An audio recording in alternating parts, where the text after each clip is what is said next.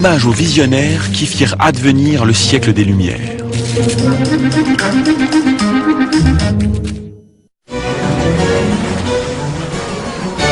À quoi tenons-nous le plus dans nos sociétés modernes?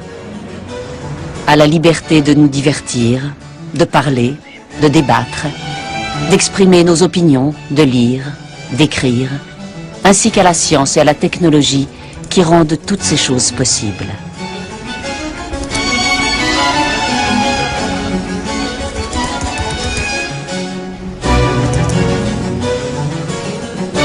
Ces libertés ne doivent rien au hasard.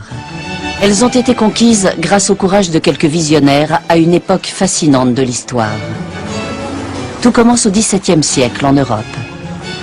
En un peu plus de 100 ans, la foi religieuse va être supplantée par l'argumentation raisonnée et l'hégémonie de la noblesse par celle de la connaissance.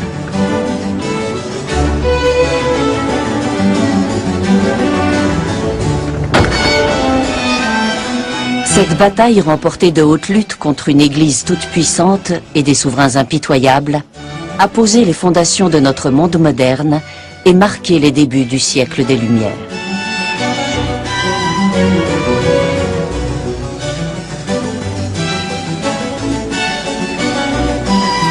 On trouve parmi ces figures emblématiques Isaac Newton, qui a démocratisé la connaissance en inventant la science moderne.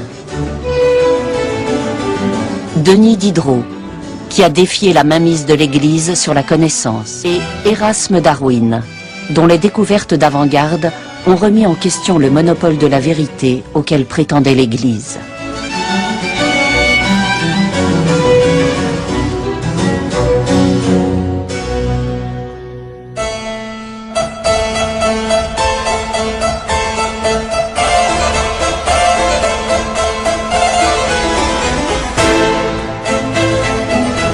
Notre récit des Lumières débute à la fin du XVIIe siècle en Angleterre avec Isaac Newton, le fondateur de la science moderne.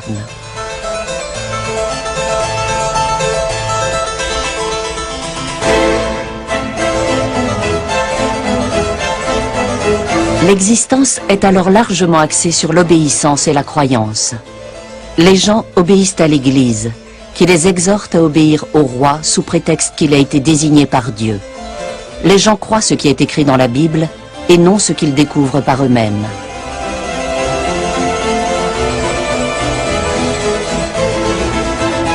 Et selon la Bible, la terre et tout ce qui existe a été créé par Dieu il y a quelques milliers d'années seulement, et les premiers êtres humains ont été chassés du paradis pour lui avoir désobéi.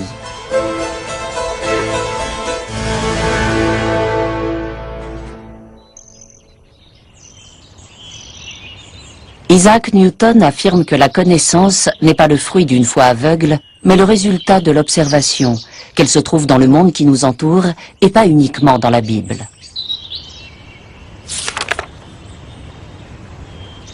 Il établit des lois universelles pour ce que nous appelons aujourd'hui la science, une de ces lois étant qu'elle est accessible à tous.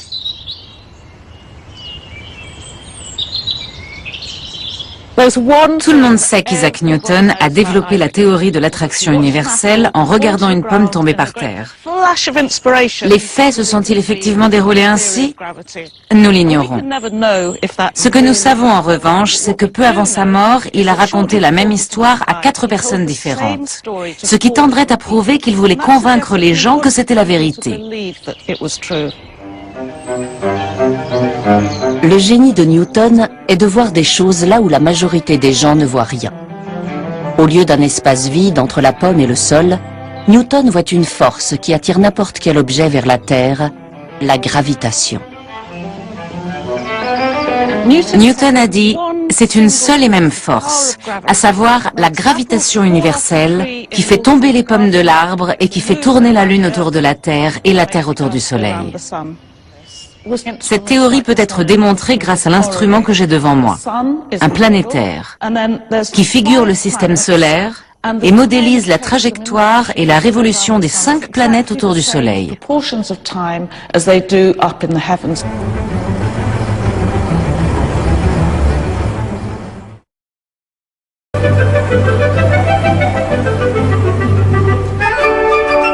Ces démonstrations sont même des sujets de tableau. Ce tableau résume parfaitement l'esprit des Lumières. Un groupe d'hommes, de femmes et d'enfants est rassemblé autour du planétaire pour observer le fonctionnement du système solaire. Dans le coin supérieur, un rideau vert découvre une étagère de livres dévoilant les connaissances écrites, les mots. La tension qui règne à cette époque est magnifiquement rendue par le contraste entre la lumière et l'obscurité. D'un côté, la lumière qui révèle la vérité et la connaissance. De l'autre, l'obscurité.